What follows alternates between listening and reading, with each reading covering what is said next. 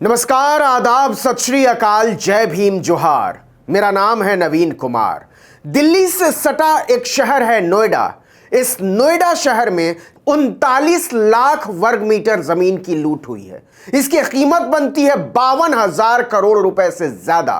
और ऐसा भी नहीं है कि यह जमीन किसी गुंडे ने लूट ली, माफिया ने लूट ली और किसी गरीब किसान, मजदूर या कमजोर आदमी से लूट ली। बाकायदा सरकार से लूटी गई है यह जमीन। आंख में आंख डालकर, सील ठप्पे के साथ लंबी लंबी गाड़ियों में घूमते हैं ये लुटेरे। बड़े बड़े होटल्स में गुलछर्रे उड़ाते हैं। कुछ ने तो लूट की इस रकम से हेलीकॉप्टर तक खरीद लिए थे और बड़े बड़े अफसर उन लुटेरों के आगे हाथ जोड़े खड़े रहते थे। आपको अजीब लग रहा होगा कि सरकार से आईएएस, पीसीएस अफसरों की निगरानी में इतनी जमीन की लूट कैसे हो सकती है। पूरी कहानी बताते हैं, जरा ध्यान से सुनिएगा और उससे ज्यादा ध्यान से समझिएगा। पहले 1 मिनट में नोएडा का इतिहास समझ लीजिए। 1975 में इंदिरा गांधी ने देश में आपातकाल लगा दिया था। कई राज्यों की सरकारों को उन्होंने बर्खास्त कर दिया था। यहां तक कि सुर में सुर न मिलाने वाले कांग्रेस के ही कई मुख्यमंत्रियों को इस्तीफा देने पर मजबूर कर दिया था। इन्हीं में से एक थे उत्तर प्रदेश के तत्कालीन मुख्यमंत्री हेमवती नंदन बहुगुणा। तब उत्तर प्रदेश और उत्तराखंड एक ही राज्य हुआ करता था। इंदिरा गांधी ने बहुगुणा को हटाकर राष्ट्रपति शासन लगा दिया था। 52 दिनों के राष्ट्रपति शासन के बाद संजय गांधी के कहने पर नारायण दत्त तिवारी को नया मुख्यमंत्री बनाया गया यूपी का। तब एनडी तिवारी की उम्र महज 40 साल थी। एनडी तिवारी ने मुख्यमंत्री बनते ही संजय गांधी के हिसाब से औद्योगिक नीति को आगे बढ़ाना शुरू किया। इसी के तहत अप्रैल 1976 में उन्होंने नोएडा की स्थापना की थी। इसका मकसद था उद्योग धंधों को बढ़ावा देने के लिए एक व्यवस्थित शहर का निर्माण और उन्हीं के हिसाब से रिहायशी इलाकों और बाजारों का विकास। इसे बनाने और चलाने के लिए एक प्राधिकरण बनाया गया और उसका नाम रखा गया नोएडा।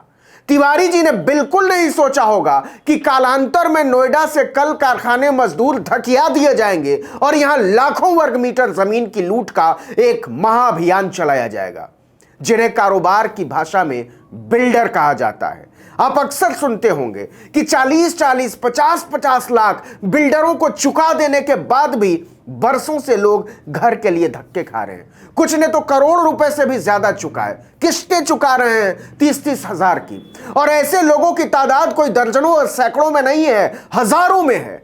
और ऐसे बिल्डर इफरात में हैं जो जिंदगी भर के सपनों को लूट कर अय्याशी कर रहे हैं।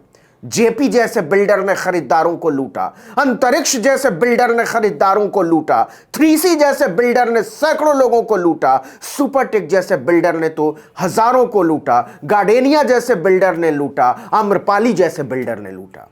यह लिस्ट बहुत लंबी चली जाती है। अब आइए लूट के तरीके पर। हजारों करोड़ रुपए की लूट का इससे मासूम तरीका आपने न सुना होगा न सोचा होगा। देखने की तो जाने दीजिए। सीएजी की रिपोर्ट बताती है कि बिल्डरों ने कौड़ियों के दाम पर नोएडा प्राधिकरण से जमीन खरीदी, वो भी उधारी पर। मतलब जब हम जमीन, मकान, दुकान बेचेंगे तब आपको चुकाएंगे। बिना मकान बनाए हुए तमाम बिल्डरों ने खरीदारों से अरबों रुपए एडवांस में ले लिए और न नोएडा प्राधिकरण को किस्त चुकाई और न खरीदारों को घर दिया। जो इससे भी हाहाकारी है वो ये कि बाकायदा नोएडा प्राधिकरण की निगरानी में लूट का यह सिलसिला चला।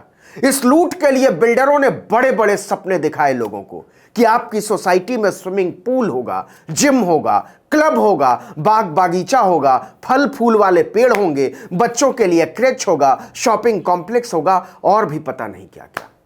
खरीदार झांसे में फंसते चले गए और बिल्डर और अफसर मलाई काटते रहे। आपका दिल बैठ जाएगा यह जानकर कि बिल्डरों के बड़े बड़े सपने की वजह से दिल्ली एनसीआर के लाखों ग्राहकों के अरबों रुपए नोएडा के प्रोजेक्ट में फंसते चले गए।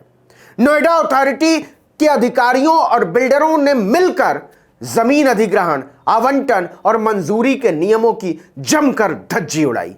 सीएजी का आकलन है कि अधिकारियों की करतूतों की वजह से नोएडा अथॉरिटी को लगभग 52,000 करोड़ रुपए का नुकसान हुआ है। जी हां, नुकसान।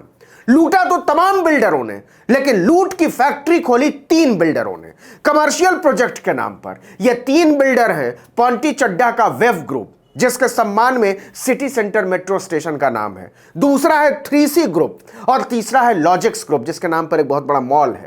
इन तीनों बिल्डरों पर नोएडा अथॉरिटी की मेहरबानी देखिए कि साल 2015 से 2018 के बीच कमर्शियल लैंड का 80% अपने नाम पर अलॉट करवा लिया, वो भी 90% से ज्यादा की उधारी पर, मतलब केवल 10% पर अलॉटमेंट, बाकी बाद में चुकाएंगे। क्या आप जानना चाहेंगे कि यह जमीन कितनी थी? सीएजी की रिपोर्ट कहती है कि वेब ग्रुप को 2008 से 2010 के बीच 6,63,000 वर्ग मीटर जमीन का आवंटन किया गया। साल 2010-11 में लॉजिक्स ग्रुप को 10,76,000 वर्ग मीटर जमीन का आवंटन हुआ, जबकि 3C ग्रुप को 2010 से 14 के बीच 21,71,000 वर्ग मीटर जमीन का आवंटन किया गया। मतलब नोएडा के अफसरों में बिल्डरों पर जमीन लुटाने की होड़ लगी थी। इसी अवधि में नोएडा अथॉरिटी ने कुल 49 लाख वर्ग मीटर जमीन का कमर्शियल कैटेगरी में आवंटन किया। इसमें से 39 लाख वर्ग मीटर जमीन इन्हीं 3 कंपनियों को दे दी गई।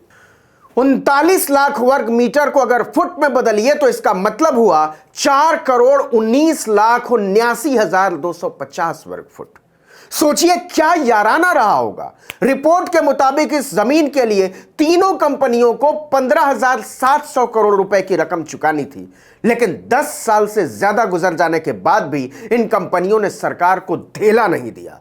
आपकी आंखें फटी की फटी रह जाएंगी यह जानकर कि चुकाना था 15,700 करोड़ और 31 मार्च 2020 तक नोएडा अथॉरिटी का इन कंपनियों पर बकाया है 14,000 करोड़। और सुनिए कैसे बिल्डरों ने दोनों तरफ से लूटा। अलॉटमेंट के आधार पर सरकारी कागज दिखाकर बिल्डरों ने प्रोजेक्ट बेचना शुरू कर दिया और हजारों करोड़ रुपए खरीदारों से कमाए।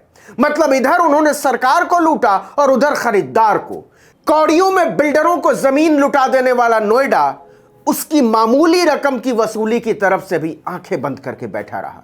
सरकार को इस बात से कोई मतलब नहीं था कि बिल्डरों से वसूली हो पा रही है या नहीं, प्रोजेक्ट पूरे हो रहे हैं या नहीं, खरीदारों को घर मिल रहे हैं या नहीं, किसी को कोई मतलब नहीं था।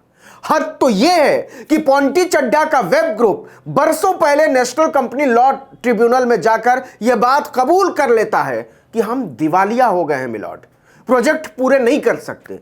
3C और लॉजिक्स ग्रुप ने और होशियारी की। जिस जमीन की कीमत उसने सरकार को चुकाई नहीं थी, उसका अधिकतर हिस्सा किसी और कंपनी को लीज पर दे दिया और उससे भी पैसे कमा लिए।